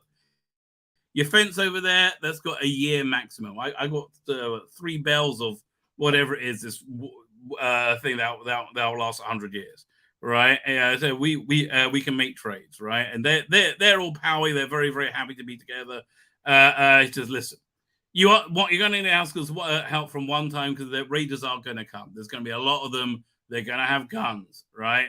And your fence won't stop them, right? So 3 years later, they're jogging, and Nick Offerman's nearly dead. He's like, he said, no, I got a surprise for you, right? I got a surprise. And he said, what the hell? And he's got strawberries, right? They got seeds for strawberries, right? Again, this is an absolutely genuine, lovely scene, right? It's like, because this must have been how many years now? It was, what, 6 years without a strawberry, like, after civilization ended. And his reaction is giggling. It's like, I forgot how these things incredible these things were, right? And it's like, look, I'm sorry, I got older before you. It's like and again, this is a very genuine, touching love. It's at this point it's not sexual. Obviously, they have sex, but it's a genuine love story. Right, of these two people, and they've been together, and he never expected it. Right, you can tell he never expected it, and you can tell that Nick Offerman never expected it. And you can tell his life's been opened up by whoever the other bloke is. Right, and lots of kissing.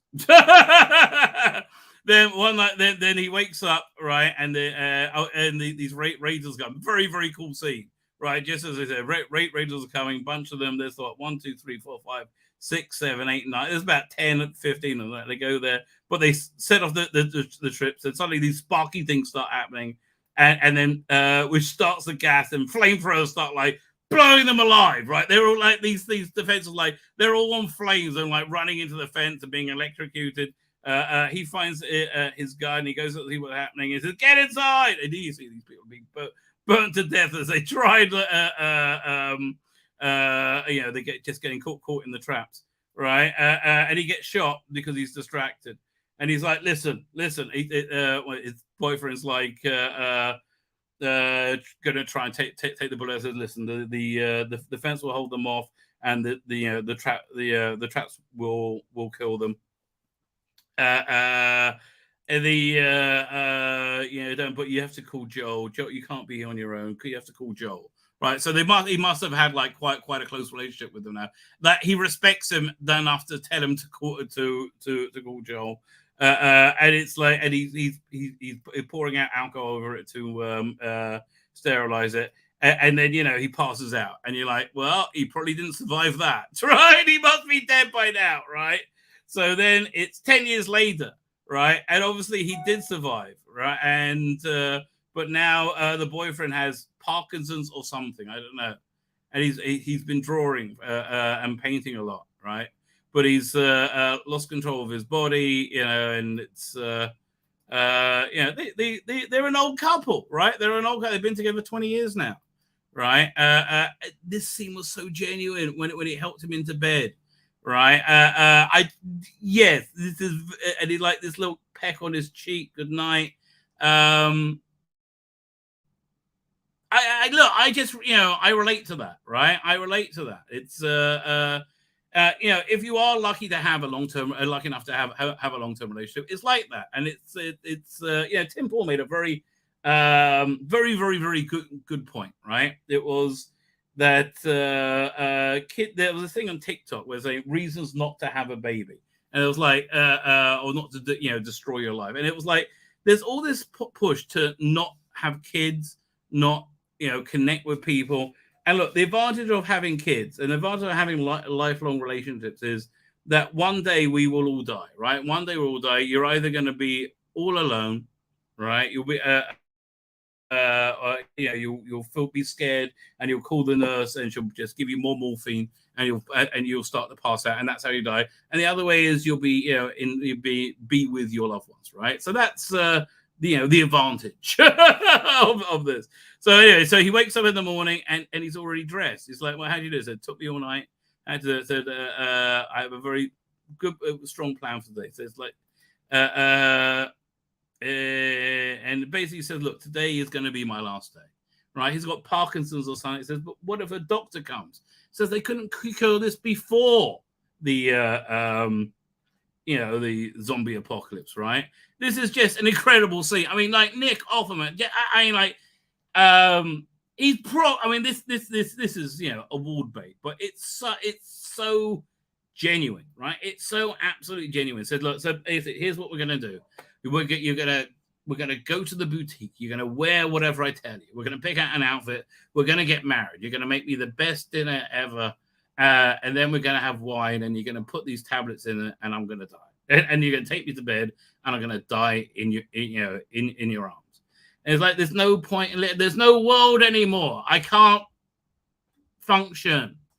And like I'm not pro suicide, but I think I think when there's a zombie apocalypse and everybody's dead, all bets might be off, right? I mean, that's where I am, right? But it's, again, so well delivered by Nick Offerman, right? Because he knows he's right? He knows he's right, and he knows he's got the right to choose, right? It's like really, his ethos. So again, they have the day, they get married. Beauty, it really is. It's beautiful. And at this point, you're not seeing a gay drama. You're seeing two people connect, two people kiss. Right, it's this is representation done right, because they're not gay characters, they're characters that are gay, right? That it makes such a fundamental difference. And so he makes them dinner, and just like first, he puts the plate down, he turns it so it's presented right, and they have a perfect dinner together. And then after dinner they drink. He has the wine. He puts the tablets in it, mixes up, and he drinks it. He says, is there enough in there to kill me? He says, oh sure. He said, wasn't there already stuff in the bottle? He says, yeah, there was enough to kill 2 horses, right? So he drinks his. Oh no, first he drinks his and he says, there's enough to kill 2 horses. He's like, but I mean, like, I don't approve of it, right? This is my choice. I stayed alive for you. I stayed alive. My purpose was to help you, protect you. Well, again, there's no world anymore. Once he's gone, what are you living for at this point, right? And I'm not pro-suicide, right? I hate that I'm agreeing with a suicidal position. But, I hear it. I do hear it. So they both... die together. Like they go to bed and they die together. Then so this is was it Ellie and Joel turn up. He's got the code to get him, and no one's there. Right? It's all weird. He looks around. The food's there. Can't have been that long. Right? Hasn't been that long. Looks like a few weeks maybe, if that, a week. I don't know. Not that long. So she's looking around. He tries the bedroom, but the door's locked, right? And there's a note left for him. So Joel or whoever. This is the key to the car. The code is to the bunker is the same as to the door. Take the weapons, use everything. Everything of mine belongs to you. Use them to keep Tess safe. So again, that he'd been with her for what? At least 15 years. Right, it's and he's like, he's lost another person, and he goes to check the car. It's everything. Basically he's powering up. He's getting everything he could possibly need, and said, "Listen, if I'm going to take you, look, I'm going to go and find my brother. He's in trouble. He knows the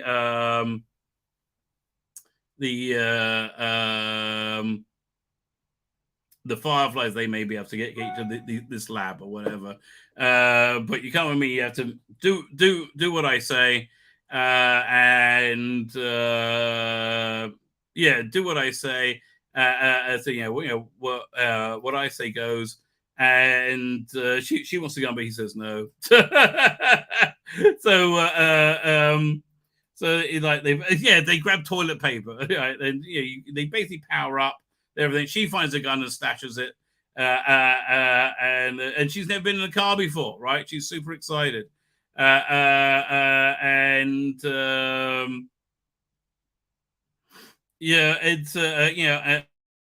and off they go. And as you see them drive away, you see the bedroom where the two dead lovers are, right? I think it was a very, very powerful episode. It was a fantastic episode of. I was moved by it. I thought it was very good. But the chat does not agree with me, right? The chat does not agree. Colin is so the entire episode was pointless.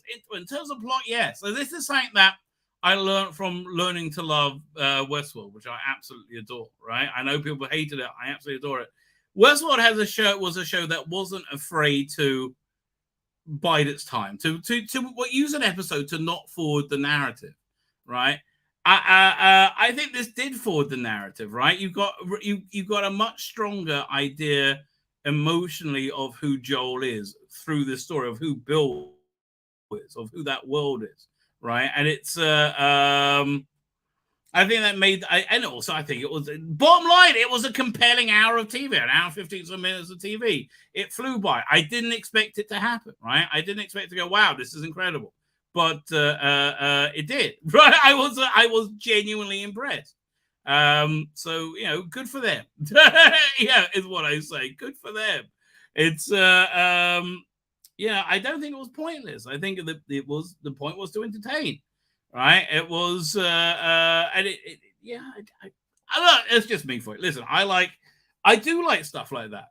I do like character pieces like that, and I think we'll probably be seeing Nick Offerman again in flashback. But I mean, the character is very, very, very compelling, right? And their life was compelling. It was. I think I wouldn't call it pointless. But listen, if it's all about plot, then yes.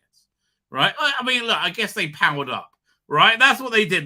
Now they got a car and a bunch of stuff, right? That's what happened. To be fair, it sounds as if the main story was very powerful and emotional story, but it doesn't seem to have any real importance to the actual story. Well, I think the story is more the story of the world that they're in, right? I think it's setting the world. The more we see and understand the world they're in, that is what it is. The plot device of being able to move, the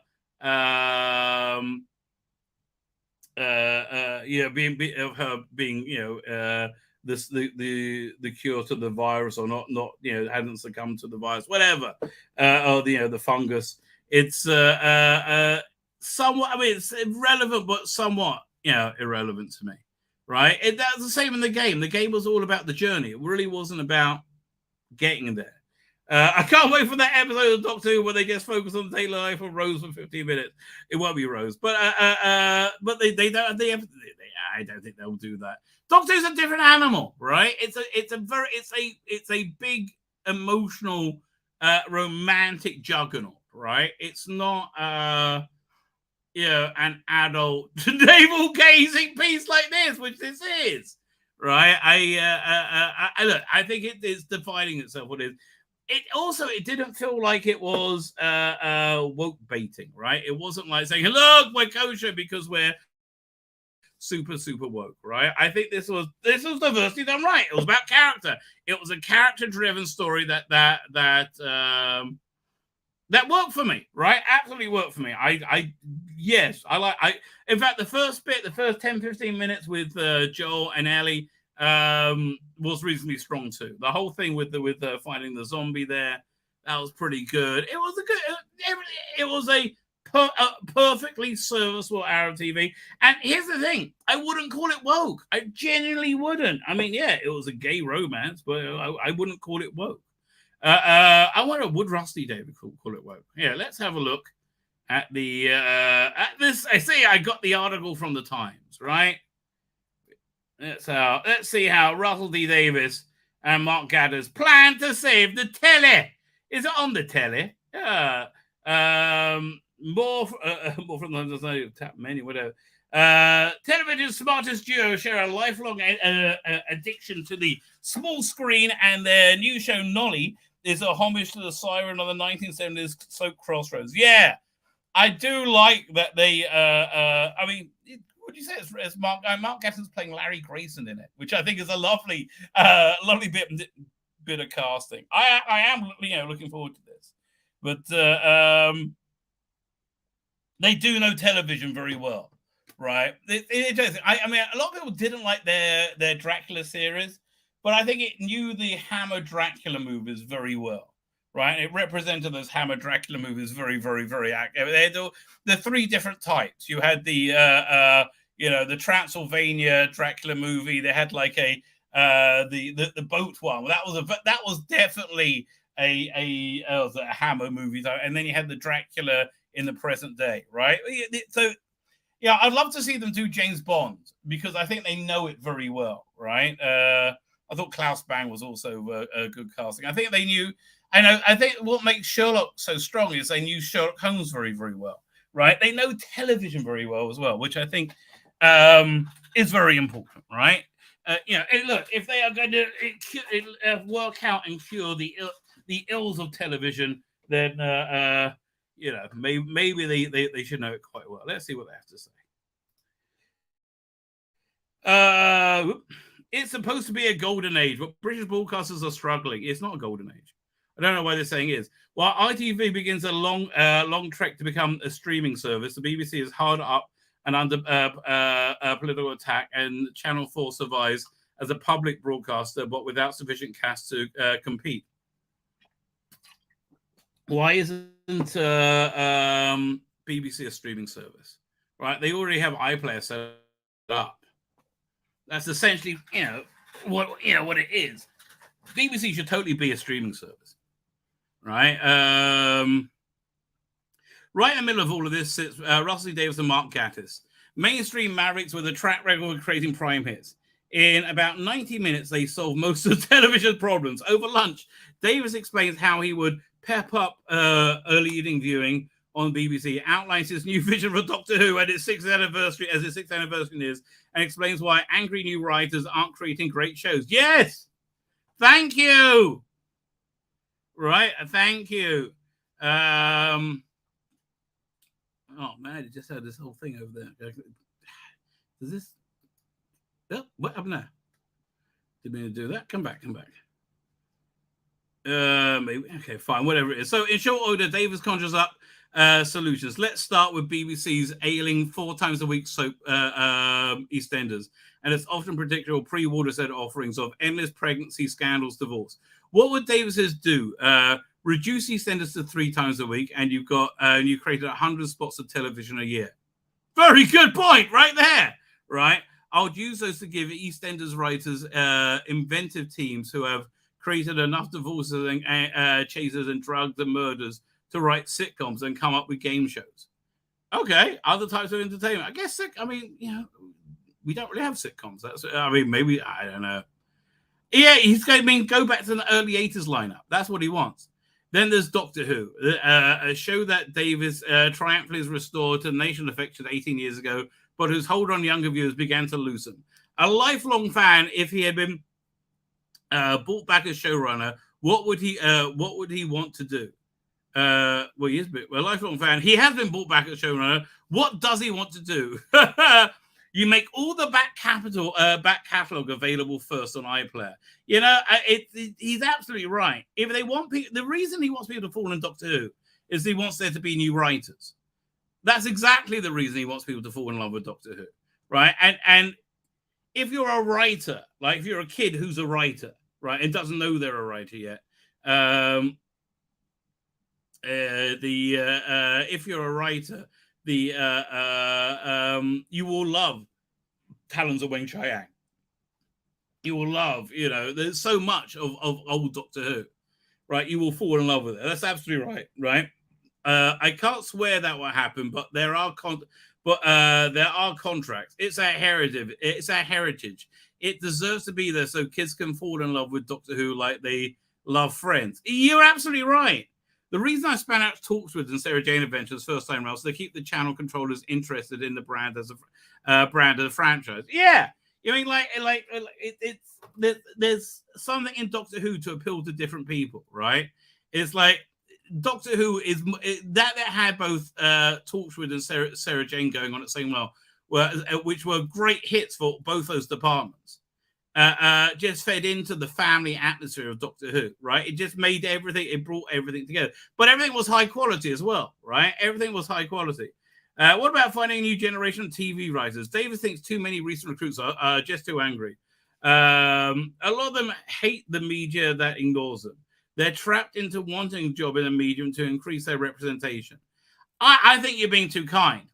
I think they want to be writers, but they don't want to do the work. Honestly, that's what I think. I think they want to be writers, but they just don't want to do the work. I read the scripts and they're rubbish.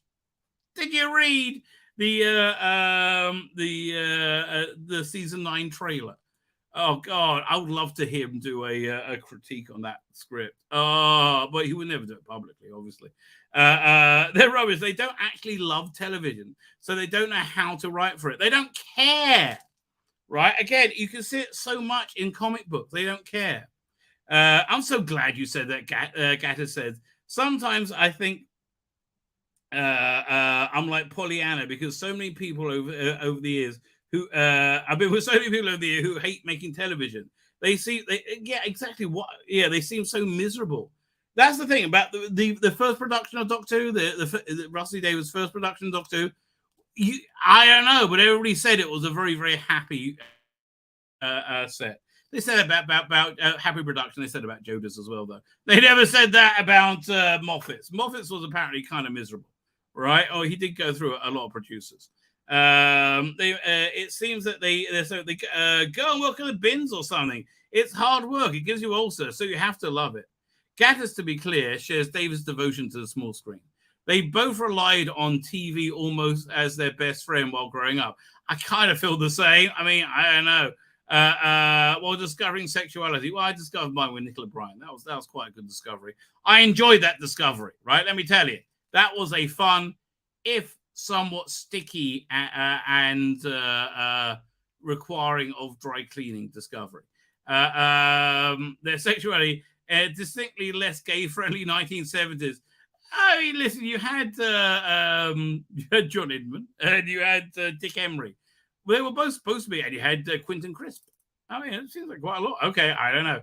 Gatiss recalls, they would ask me, and I would say, I can't, when I started at university, students would all go down the pub. He recalls, they'd ask me, and I say, I can't, I've got to watch The Singing Detective. You're right. That's the right thing to do, Singing Detective. Now their ferocious passion on TV burns with an emotion of a football fan. Well, it should do, right? I mean, TV is so much better than footy. Oh, my God. I have the television all day. I wish I did. No, I don't. And I have no other medium, Davies says. I've been to 2 operas and leave because... well, I've been to 2 operas and I had to leave because I was so angry. You're telling me that because he found Tuesday's comedy, I didn't laugh once. Okay, whatever. Gatiss came up through the gothic comedy route of Legal Gentlemen before creating hits like Sherlock and skipped a line. Teacher rather than he was a writer. I have no idea. He thought I had once a job at Granada, and he went to the grave not knowing I'd given up a safe job and become a writer. It must be his teacher. Oh, man.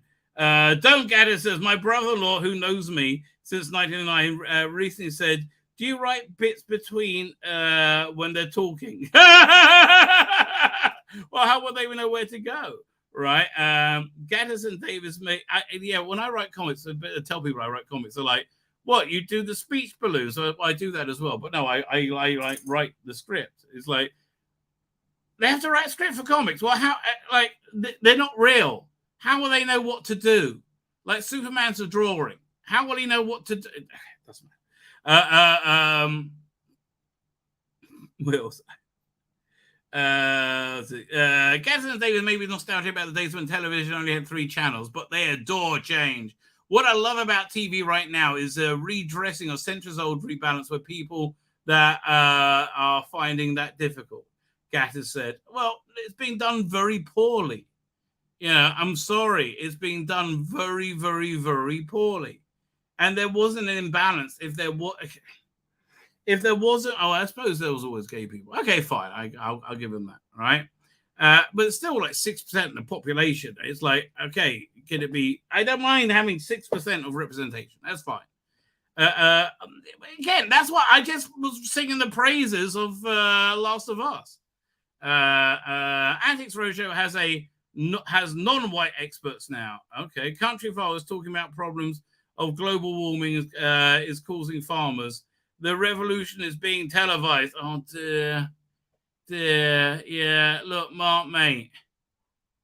Mark, I hate to tell you, all the environmentalism stuff, that's really so corporations can become more powerful and control you, right? Or control me anyway, right? That's all it's about. That's really genuinely all it's about. It's so corporations can control you. That's it, right? It's they're not really, look. Why were all the green laws passed in Holland recently? It's so they would redistrict the farms so they couldn't afford to function and have to sell them to big corporations who are paying off the politicians to do the green policy. Virtually all of them are like that, right? Virtually all of them are like that, and they do feel that there's kind of this elitism where they feel they have the right to curtail the average human being's living style, but not theirs, right? It's just such hypocrisy. So it's everything you hate, Mark. You've been duped. Look around at the world, right? It's not like the news tells you it is, right? It's not, mate. And this is why they delighted Nolly. I love a bit of Nolly. Gordon was a real-life glamorous revolutionary. She was the first woman on color TV and the first woman to interview a prime minister, Harold Macmillan, on TV, played matriarch Meg Richardson from 64 to 81. I didn't realize it was so long. Wow. Crossroads while championing her fans. Right. Yeah. Man, she was really done the dirty, though, wasn't she? Nolly was cruelly ousted in 1981 and never knew why. It was just so they wanted a new broom, right? It's got a thriller plot. I wonder if they're going to reveal why she was ousted. The story of the woman who was being treated badly by men. It's not a metaphor, but just life keeps verifying the story. Like Liz Truss, for instance. What did she do? I have no idea. Look again. They're just so freaking obsessed with why are they obsessed with their politics? Because they see how much it's failed. Don't think it's the Tories. It's the political system. They're all awful. I hate to tell you this. Your best bet is Nigel Farage, right? He's the only one I see who's not really in that. And that's why they all embassed him as being the worst thing ever. The Tory party are the worst. It never ceased to bother me that Theresa May, bless her, had moved into Downing Street with a toy boy lover, having left her husband while he was having chemotherapy and refused to say how many children she had. Blimey. Okay, I believe all of this of Theresa May. So they all seem awful. She would have been booted out. His irritation teeters on the brink of anger. Well, yeah, he is angry. But Boris Johnson was nodded though. What's that mean? But Boris Johnson was nodded though. I don't know what that means. I have an idea. I would love to do, except it's not my story to tell. It's about the two genuinely Indian actors in an Ain't Hot Mum. Sanjeev Bhattacharya and his family loved that show because they were the only brown people they saw on TV.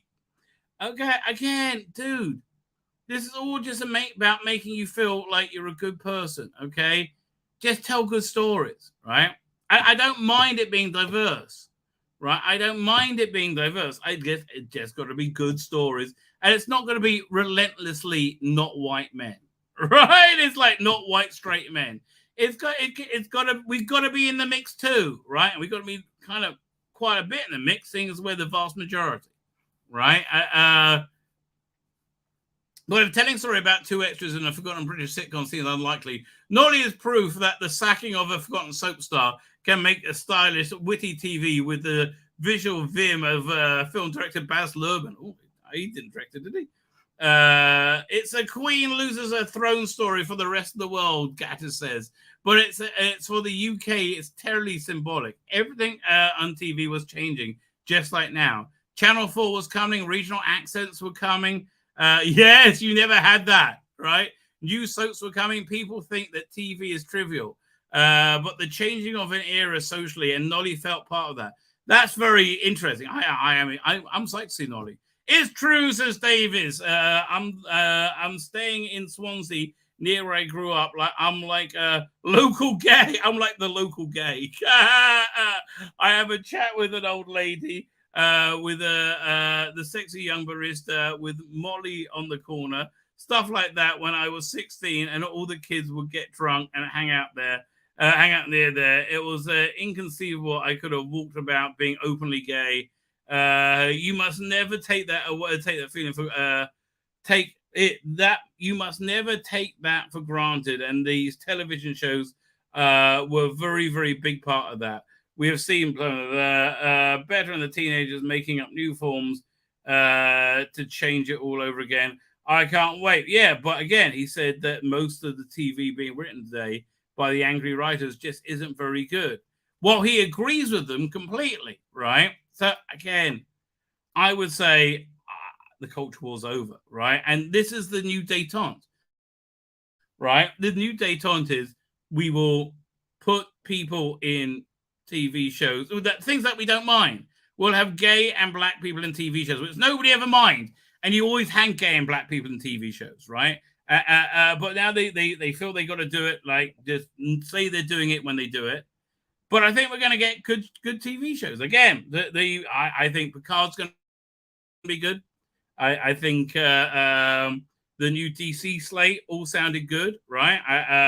I think The Last of Us episode 3 was very, very strong. Again, it was a character drama, and I'm kind of passive when I watch TV. Like I'm like wherever the creator wants to take me. That's why I like shows with a very clear creative voice. You know, and that's why I like Westworld so much, because it was a very what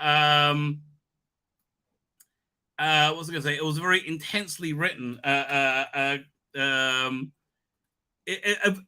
on the screen was there for a purpose, right? And so you're experiencing that piece of art. I also felt the same way about The Sopranos, right? It was a very tightly written show where everything about it was layered in, right? I like shows like that. I think they're smart, generally speaking. But yeah, look, that's what I think we're going to be getting. I just don't think we're going to get things that are coast by. I mean, we are going to get them, but they're going to be ridiculed. Things that coast by on being diverse. Things have got to be good. Velma proves that. So listen, I think Doctor Who's going to be good. I think it's going to be diverse. Nobody cares it's diverse, right? And I don't think it's going to be like shoving it in our face. Now, again, there will be fallout from the culture war for years to come. We will still see more. You know, like when they found Japanese soldiers on islands, 15, 20 years later. Right, they didn't know the war ended. The era of woke is over. From here on in, we're going to have great entertainment and compelling characters that represent of everybody, and you're gonna love it. I think you're right. I think the idea does it. So basically, saying don't just do soaps. Do some soap operas and game shows too. Do some sitcoms. Yeah, sitcoms are very inventive. What do we have coming up, ladies and gentlemen? Well, this came out today. The Ace Avengers, a Disney spin-off. Sophie Aldred is totally up for. I bet you are, darling. SFX review. I think I'm going to do the preview on Picard from that. I think that I might do that Saturday, because my plate's pretty full right now. This came out yesterday. It's kind of fun. This is coming up in sometime in the near future. As is this. This is tomorrow's video. I am back on Thursday, ladies and gentlemen. Who knows or dares to dream what cyber filth I will be reveling in that time. I'm going to hit the Emperor